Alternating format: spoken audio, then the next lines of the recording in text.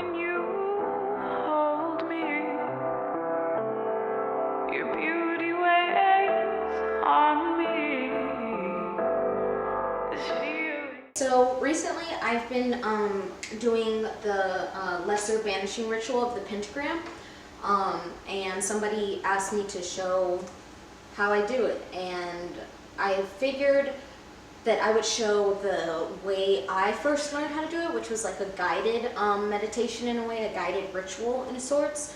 So I'm not really going to like be talking. I guess I'll talk after it, but I'm just going to take you along with me because I'm about to do it like for real, because it not only cleanses the space, but it also kind of keeps me concentrated because it's using angelic energies to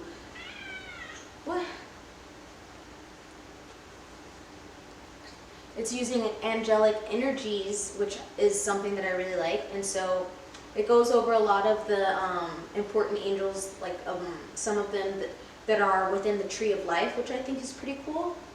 And yeah, so I'm just going to take you along with me to do the lesser banishing ritual of the pentagram. The person that's going to be guiding through this meditation is Divine Angelic. I've talked about him on my TikTok. Once I discovered him, I really got more into magical practices rather than just kind of learning about it. I've been putting myself deep into learning that magical practice, so yeah, let's get started. Okay, so just to lead you guys to what I do, I type in lesser banishing ritual of the pentagram. This right here is Divine Angelic. He has a YouTube. You can check that out. He'll talk about it. This one right here, if you can just see, you'll see it, but it's got the blue pentagrams all over it. This one isn't as guided as I want for a beginner one. So the one that I'm going to use is actually this one. It looks like this, Guided Lesser Banishing Ritual of the Pentagram with Divine Angelic.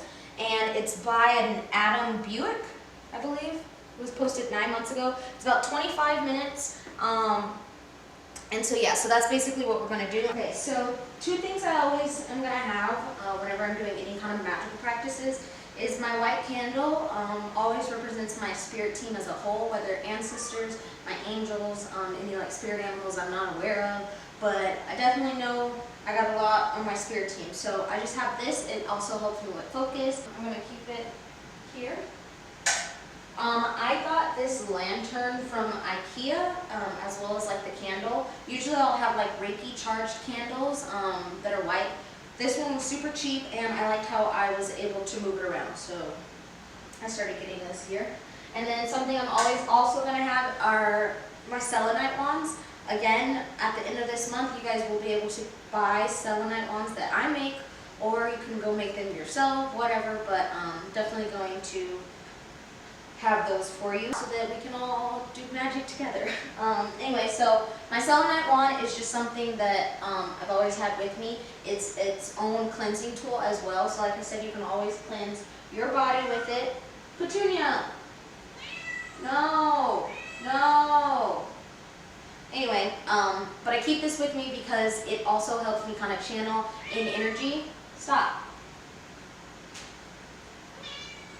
This with me because it helps me channel in that energy. You'll see during the guided meditation. Why are you being like that?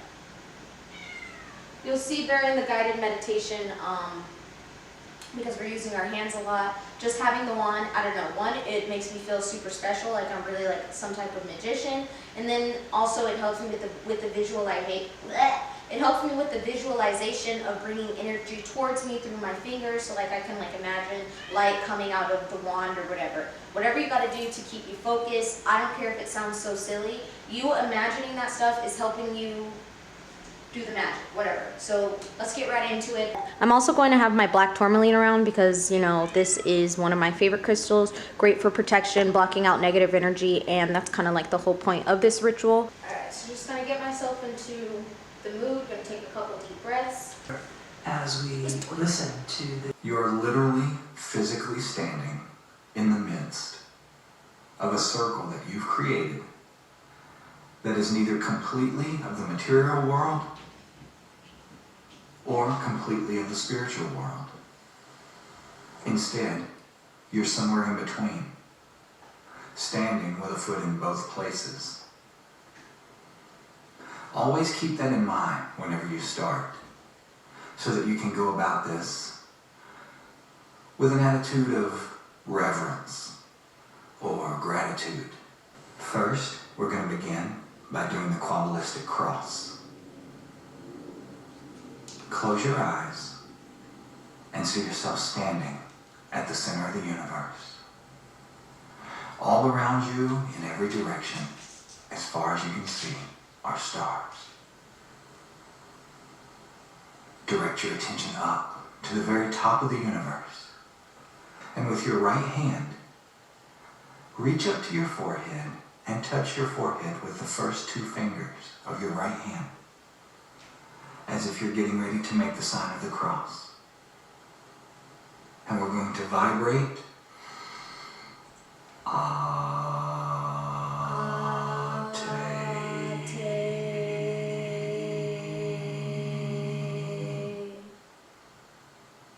Now lower that right hand down to your chest. And as those 2 fingers are touching the center of your chest, see that shaft of light continue down through your head, down through your neck, down through your chest, your pelvis, your legs, until it continues on all the way down to the very bottom of the universe. So that you have this shaft of light that descends all the way through your body and all the way through the universe, rooting you in place, holding your consciousness steady. And as you're touching the center of your chest, we're going to vibrate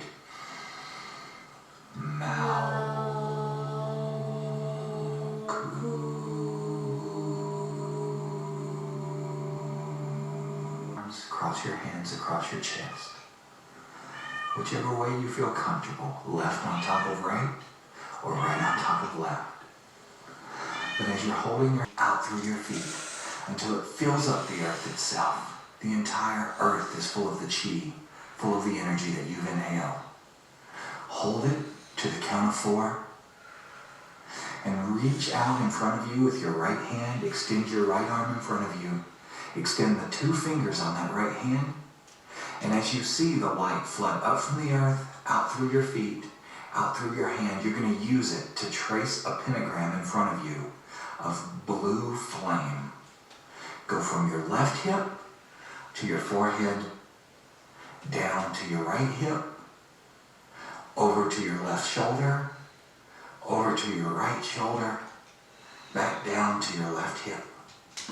And visualize in front of you a flaming blue pentagram that you've just drawn. Inhale again and see the chi rush through your body, out through your feet until it fills the entire earth up beneath you. Hold it. Thrust your right hand through the center of the pentagram you've just drawn, letting all of that energy rush back up through you and into the pentagram. And we're going to vibrate. Yay. Yay.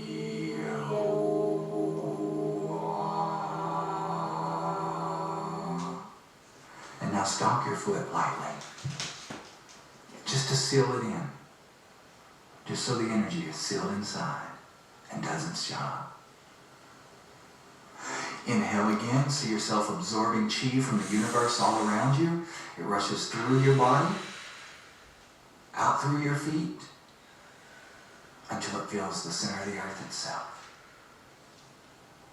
And now as that energy rushes back up through your body, out through your hand, you're going to draw a line of white light from the center of that pentagram we've just created, all the way around the room until we reach the southern wall of our temple. And again, we're going to repeat the process. Inhale, fill the earth up with light. It floods into your temple and combines with the energy of spring that was already present. And now focus on Gabrielle as she stands behind you. We're going to inhale and see her glow even more brightly. So it wasn't until during the thing I realized that my camera stopped recording, but that's okay, you know. This wasn't really a how-to or whatever, but what I want to explain to you guys and the whole gist of me showing you how I do it is that yes, you'll have the guided meditation he can tell you exactly how to do it. This is just like for beginners and everything. But because we're like working with energy, literally I pretend like I'm some type of avatar, like I'm out of a movie. I went to theater, I did theater for 4 years. It's like playing improv. My character today is doing magic, and quite literally, I pretend that I am, but that's what helps me visualize, that's what helps me get into the moment, is quite literally imagining like white lines coming out of my fingers, out of the crystal, because not only does that give me the visualization, but it also helps me to stay focused, where I'm just like, ooh, I'm pretending like, I just act like a kid, as if I'm a kid playing around. What the point of the lesser banishing ritual is, you're creating a sacred space, you're kind of creating like this sacred temple for you to work in. So like after this, I'm gonna like sit in this room and study, and I've got like angelic energies around me. That's why I really liked this guided meditation, because it brings in all of the archangels. And so it cut it off, but toward the end, like, you know, you're enclosing yourself with like a sphere of white light, and he tells you like to kind of hook your fingers, like you're enclosing that space. And I found that like using body movements as if I was like dancing, it like helps me like flow with the energy. I know I probably sound crazy, and at this point I really don't even care anymore, but I'm being 100% honest with you. This is how I get into the focus, by just like doing silly stuff like this, pretending like I'm playing magic like that, because that's what energy is. Okay, so just so you have a visual, check this out.